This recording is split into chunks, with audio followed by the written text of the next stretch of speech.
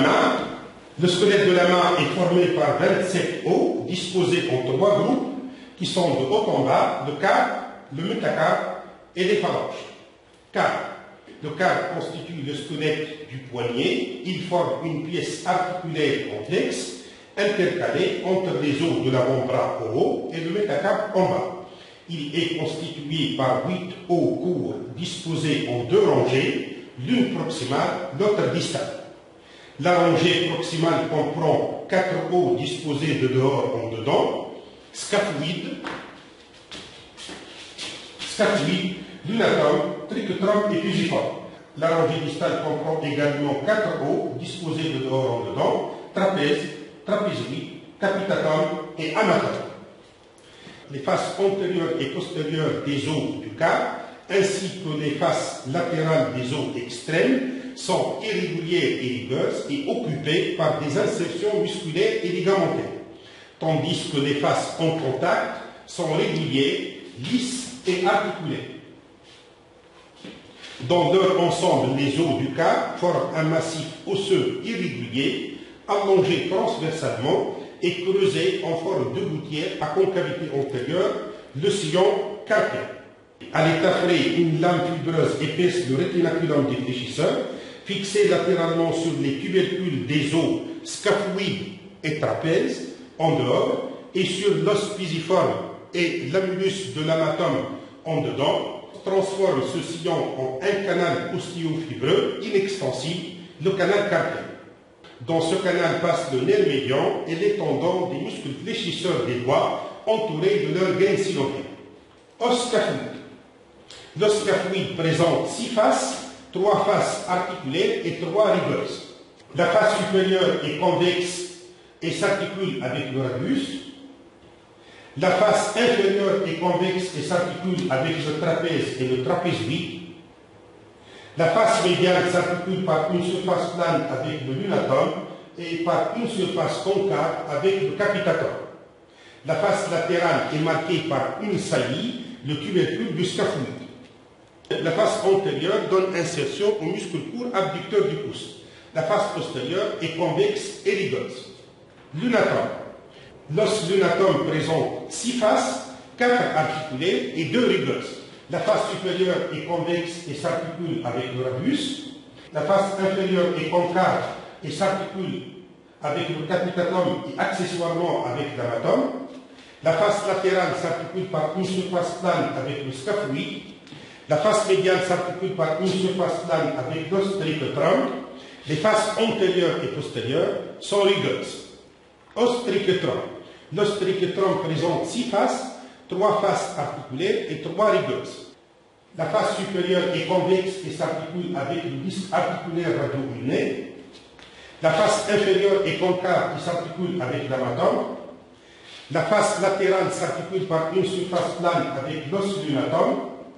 La face antérieure s'articule par une surface plane avec l'os pisiforme. Les faces médianes et postérieures sont rugueuses. Os pisiforme. L'os pisiforme présente 2 faces, l'une articulaire, l'autre rugueuse. La face postérieure est ovalaire et excavée et s'articule avec le trichotome. La face antérieure est convexe et donne insertion au muscle fléchisseur ulnaire du carpe et au muscle abducteur du petit doigt. Os trapèze. L'os trapèze présente 6 faces, 3 articulaires et 3 rugueuses. La face supérieure est concave et s'articule avec le scaphoïde. La face inférieure est conformée en selle transversalement et s'articule avec le premier métacarpien. La face médiane s'articule avec le trapézoïde et le deuxième métacarpien. La face antérieure est creusée d'un sillon où passe le tendon du fléchisseur radial du carpe. Ce sillon est limité latéralement par le tubercule du trapèze, sur lequel s'insère le muscle opposant du pouce et le muscle court fléchisseur du pouce. Ce sillon est limité latéralement par le tubercule du trapèze, sur lequel s'insère le muscle opposant du pouce et le muscle court fléchisseur du pouce. Les faces latérales et postérieures sont rugueuses. Os trapézoïde. L'os trapézoïde présente 6 faces, 4 articulaires et 2 rugueuses. La face supérieure est concave et s'articule avec le scaphoïde. La face inférieure est conformée en selle sagittalement qui s'articule avec le deuxième métacarpien. La face latérale est conformée en selle sagittalement et s'articule avec le trapèze. La face médiane est concave et s'articule avec le capitatum. La face antérieure donne insertion au muscle court fléchisseur du pouce et abducteur du pouce. La face postérieure est rigoleuse. L'os capitatum est formé d'une tête, d'un col et d'un corps. Il présente 6 faces, 4 articulaires et 2 rigueuses. La face supérieure est convexe et s'articule avec le lunatum. La face inférieure s'articule avec les métacarpiens 2, 3 et 4. La face latérale est convexe et s'articule avec le scaphoïde et le trapézoïde. La face médiane s'articule avec l'amatum. La face antérieure donne insertion au muscle court fléchisseur du pouce et au muscle adducteur du pouce. La face postérieure est rigoleuse. Os amatum. L'os amatum présente 6 faces, 3 articulaires et 3 rigueuses. La face supérieure s'articule avec le triclétrum et accessoirement avec le lunatum. La face latérale s'articule avec le capitatum. La face inférieure s'articule avec les métacarpiens 4 et 5. La face antérieure présente un processus recourbé en crochet, l'amulus de l'amatum. Sur ce processus s'insèrent les muscles opposants du petit doigt et court fléchisseur du petit doigt. Les faces postérieures et médiales sont rigueuses. Le métacarpe est composé de 5 os allongés, pairs et asymétriques, comptés de dehors en dedans, en premier, deuxième, troisième, quatrième et cinquième métacarpien. Ils divergent légèrement de haut en bas et interceptent entre eux des espaces intermétacarpiens. Ils constituent le squelette de la paume de la main. Ils possèdent des caractères communs et des caractères particuliers. Les caractères communs des métacarpiens. Les métacarpiens légèrement incurvés en avant sont constitués par un corps et 2 extrémités, l'une proximale, l'autre distale. Corps. Le corps est prismatique triangulaire. Il présente 3 faces et 3 bords. La face dorsale est légèrement convexe et répond aux tendons des muscles extenseurs des doigts. Les faces antérolatérales répondent aux espaces intermétacarpiens. Elles donnent insertion aux muscles interosso-dorsaux et interosso-palmaires. Les bords latéraux-dorsaux sont plus accusés en bas qu'en haut. Le bord palmaire est saillant et concave en avant, à l'exception du premier métacarpien. Extrémité proximale. La base est volumineuse et cuboïde. Elle présente une face supérieure articulaire qui répond à la rangée distale du carpe.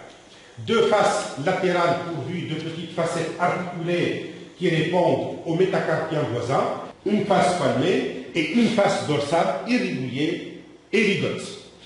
Extrémité distale, la tête est aplatie transversalement. Elle présente une face inférieure convexe, articulée, beaucoup plus étendue sur la face palmaire que sur la face dorsale. Elle répond à la base de la phalange proximale. La tête est limitée en haut par une gouttière rugueuse, surmontée latéralement par un petit tubercule latéro-dorsal sur lequel s'insère le ligament latéral de l'articulation métacarpo-phalangée. Caractère particulier des métacarpiens. Le premier métacarpien est le plus court et le plus volumineux des métacarpiens. Il est aplati d'avant en arrière et situé dans un plan antérieur par rapport aux autres métacarpiens.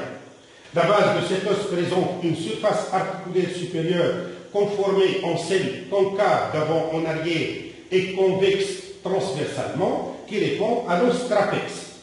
Elle ne possède pas de facette articulaire latérale. Elle donne insertion au muscle opposant du pouce, au muscle interosso-dorsal 1 et au muscle long abducteur du pouce. Le deuxième métacarpien est le plus long de tous les métacarpiens. La base de cet os est large et fourche. Elle répond en haut à l'os trapézoïde et latéralement aux os trapèze et capitatum. Elle ne possède pas de facette articulaire latérale. La base donne insertion sur sa face palmaire au muscle fléchisseur radial du carpe et sur sa face dorsale au muscle long extenseur radial du carpe.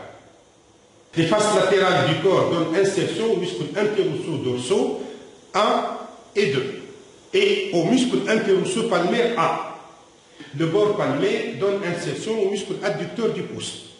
Le troisième métacarpien s'articule en haut avec le capitatum Il se prolonge en haut et en arrière par une petite saillie pyramidale, le processus styloïde, sur lequel s'insère le tendon du court extenseur radial du cap. La base donne insertion sur sa face palmaire au muscle fléchisseur radial du cap.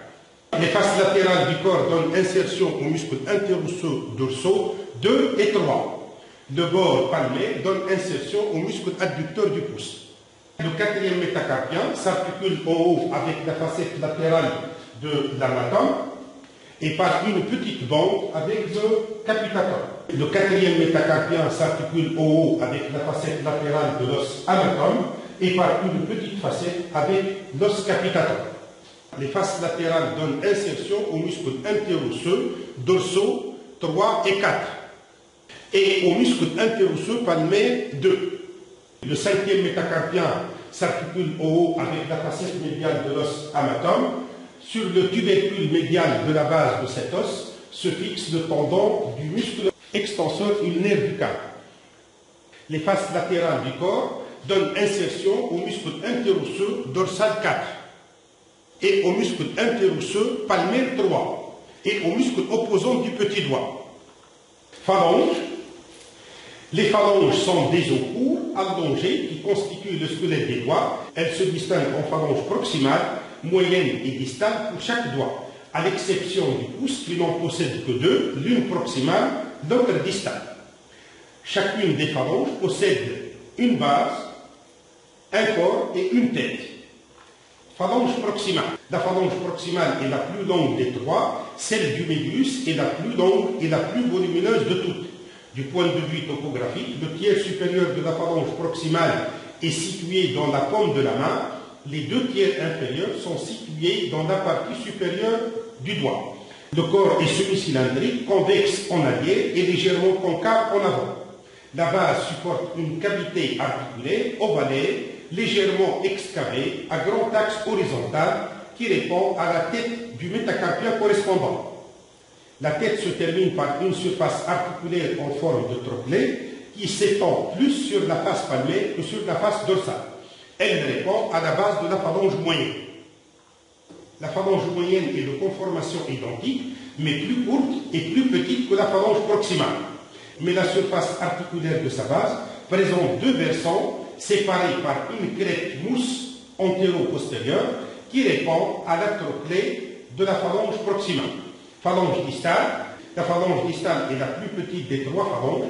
Sa base présente une surface articulaire semblable à celle de la précédente. Son extrémité inférieure, large et convexe, présente sur la face palmaire une surface rugueuse, saillante, en fer à cheval.